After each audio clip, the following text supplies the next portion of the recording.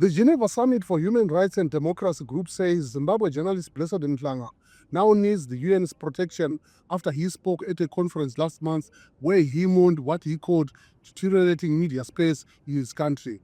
The organization is now asking the UN Secretary General Antonio Guterres for the United Nations to urgently investigate and protect the journalist whose speech about media impression in Zimbabwe angered officials. Since then, Mhlanga has not returned home and the summit says he fears for its life. A warrant of arrest for skipping court over a case covering an opposition member who attacked President Emmerson Mnangagwa last year has since been issued.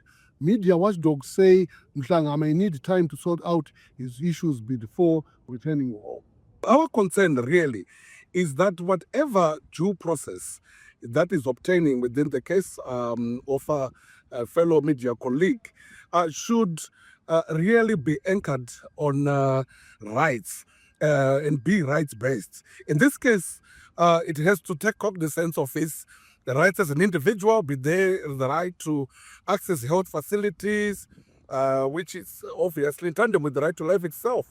And also the very much right to practice journalism. But those pro-government say media freedom in Zimbabwe is not under threat, as Mhlanga and the Geneva Summit claims. As far as the issue with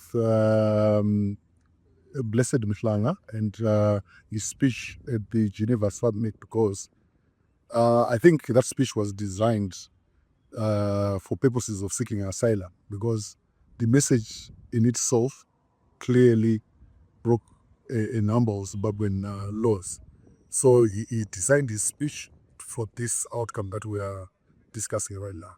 Mhlanga was arrested last year and spent more than 70 days in detention after he had covered an opposition member opposed to President Mnangagwa's bid to extend his stay in office beyond his second term, which ends in 2028.